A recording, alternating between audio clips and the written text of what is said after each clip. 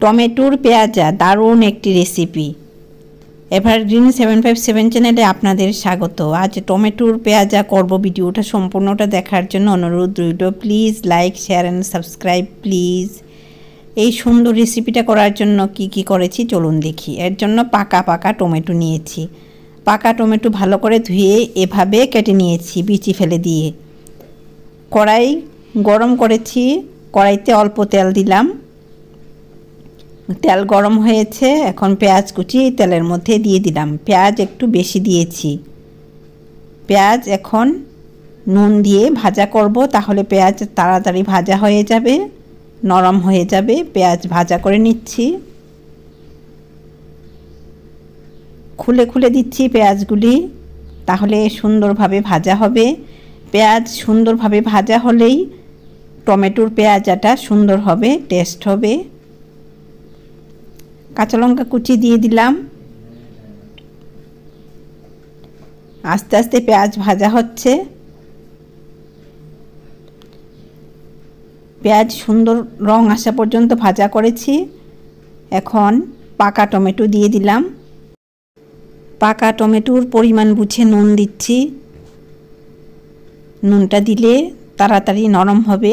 হলুদ দিয়ে দিচ্ছি এই পরিমাণ অনুযায়ী। এখন নাড়াচাড়া করা যাবে না, জল দিয়ে দিচ্ছি হাফ কাপের মতো। ঢাকা দিয়ে দিলাম। এই ফ্লেমে টমেটো সেদ্ধ হচ্ছে। কিছুক্ষণ পর এভাবে ঢাকনাটা তুলে দেখতে হবে কি রকম হয়েছে। খুব আস্তে নাড়াচাড়া করছি। আমি তো ভিডিও করছি, এর জন্য সুন্দর একটা ছোট কড়াই ব্যবহার করছি, আর না হলে বড় কড়াইয়ে রান্নাটা সুন্দর হবে, খুব ভালো হবে, নাড়াচাড়া করা সহজ হবে। এভাবে আমি টমেটোটাকে নরম করছি এই ফ্লেমে। আস্তে আস্তে নরম হচ্ছে। ঢাকা তুলে দেখে নিচ্ছি কীরকম নরম হলো। অনেকটাই নরম হয়েছে। এভাবে জলের মধ্যে দিয়ে দিতে হবে, তাহলে সুন্দরভাবে নরম হবে টমেটোগুলি। আবারও ঢাকা দিয়ে দিলাম। খুব সুন্দর একটি রেসিপি শেয়ার করছি। এই যে দেখো এরকম হয়েছে, খুব নরম হয়ে গেছে টমেটোগুলি খুব ভালো পাকা, একদম পাকা টমেটো দিয়ে এভাবে এটা করতে হবে। টমেটো হয়ে গেছে, এখন দেশি ধনেপাতা দিয়ে দিলাম।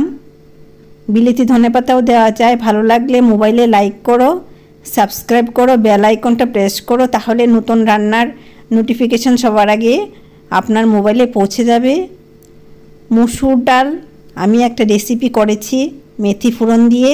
ওই ডাল আর এরকম একটা টমেটোর চাটনি হলে বা টমেটোর পেঁয়াজা হলে আর কিছুই লাগবে না, এটা দিয়েই ভাত খাওয়া হয়ে যাবে। ডাল আর টমেটো পেঁয়াজা এভাবে করে খাবেন। আমার ইচ্ছে আপনারা ভালো থাকুন, সুস্থ থাকুন। ধন্যবাদ।